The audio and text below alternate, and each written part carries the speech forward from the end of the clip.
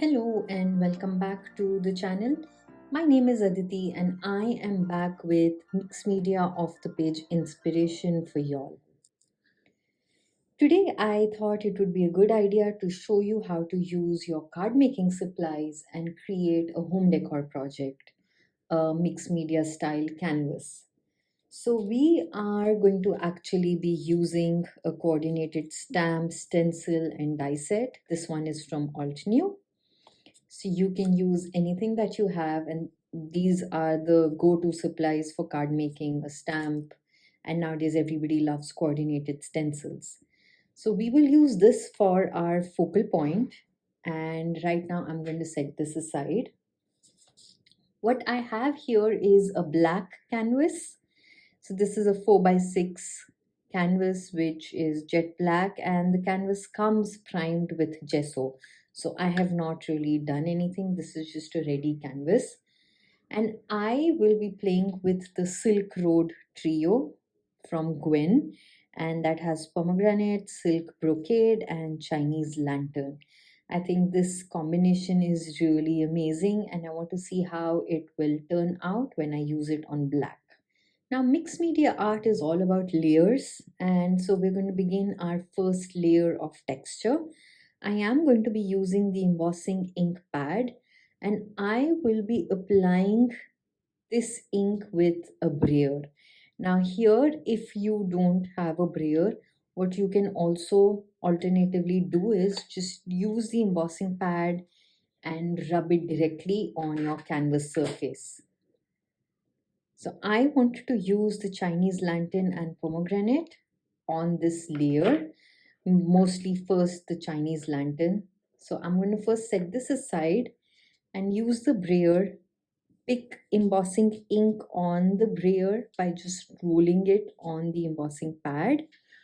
And I will then roll it without any pattern, just randomly on my canvas. And I am going to do both directions. So I'm going to go vertically and I'm going to go horizontally just to make it a little grungy and get that layer of texture down in place.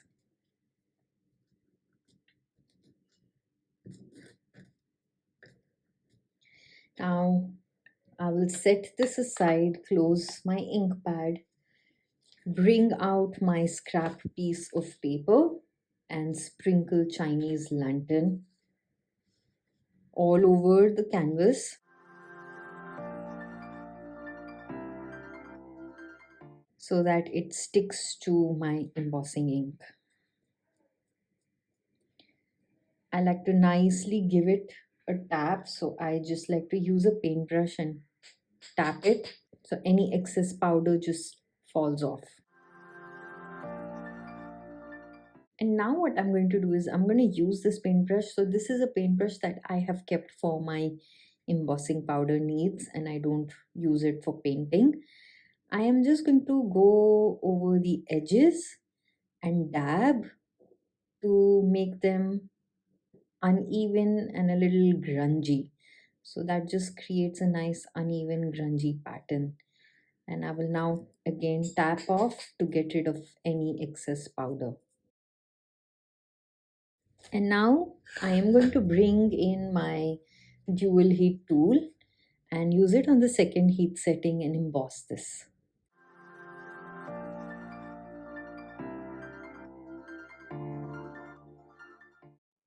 And that is how that looks on black.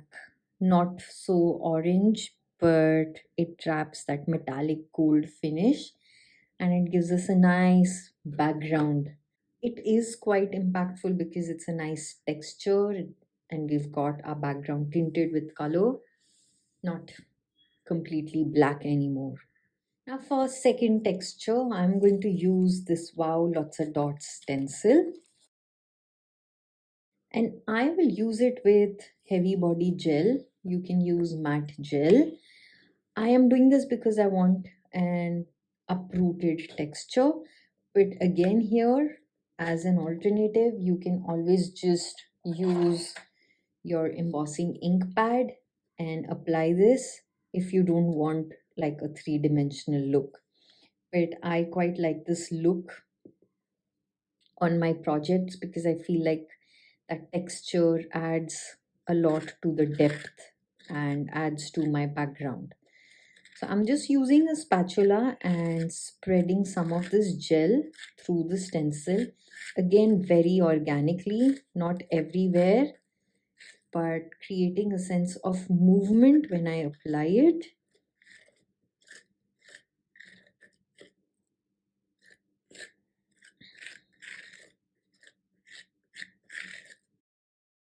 And now over this, I am going to sprinkle the pomegranate embossing powder. So again, bringing back my scrap piece of paper and now sprinkling the embossing powder over this.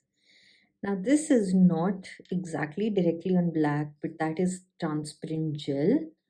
So we will see the cool effect that we achieve with this. It should mostly stay true to color on top of that gel and not take in too much of the black.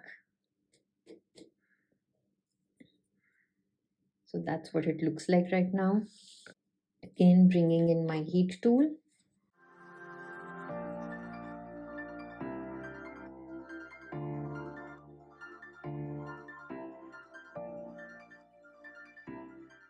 And that is how cool it looks like.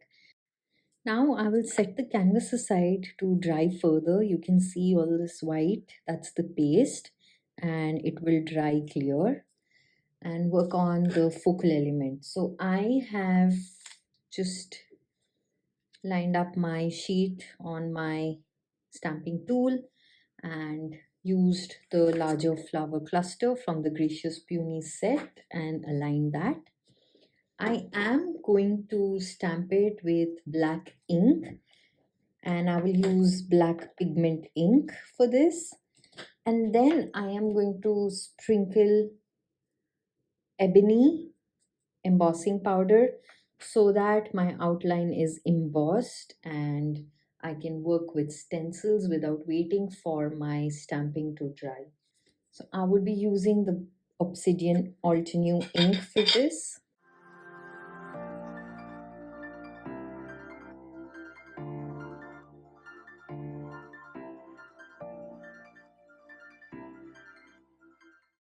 So I did start embossing from the back so that no powder will fly off. And you can see that just gives us a nice shine. And now I know it's all dry. So you can also use a clear embossing powder since we stamped with black ink. I just like to use black embossing powder to make the outline a bit more richer and darker. So I've just trimmed down the paper and I am going to use the coordinated stencils. Now this comes with a complete layering guide. And what I'm going to do is I will use inks for the first three layers of the flower as well as the leaves. But for the final detailed layer, I am going to go in with embossing powder. So for the inks, the colors, I am going to use Sunray, Chamomile, and Snapdragon. And for the leaves, I'm going to use olive and moss.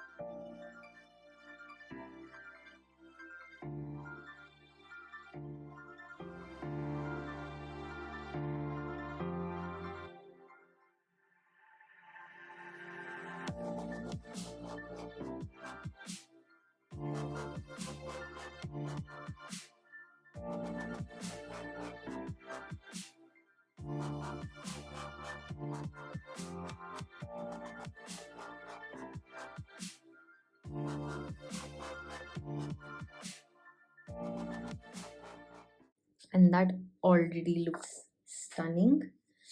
Now for our final layer, the fifth layer with all the details that is going to bring this to life. I'm just going to align it first perfectly in place. And I am going to use my foam dauber here that I use with embossing ink, and lift embossing ink from my embossing pad and just blend that through this final layer of stencil. So that way I have embossing ink down in place. And I will go in with Chinese lantern, just matching the flowers.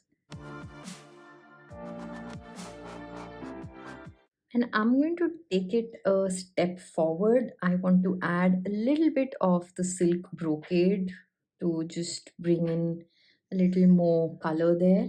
And so I am going to use the same stencil again, just realigning it back in place.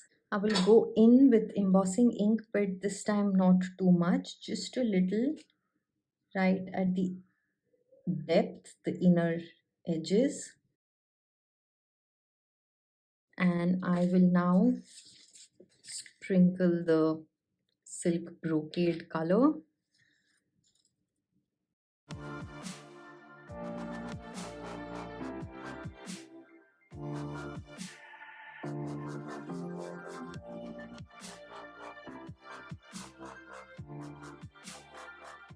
Now for the composition, and to just complete it like any card, just imagine that this is a card. Place your floral cluster wherever you like. I am quite happy with its placement this way, and I will cut this off and see if I can use that additional piece right here on the canvas. And of course, I like to add a sentiment even on my canvases, but I try and make it more motivational so that when it's a decor piece, every time I look at it, it's going to motivate me, inspire me, make me happy. So I am going to use a different stamp set, and this one is the Billowing Peonies. And I will use Bloom Where You're Planted because that just goes so well with the vibes of this canvas. And I will stamp that with my embossing ink, heat setting it with again the black ebony to just keep it as one whole picture here. And I will use the coordinated die and die cut that.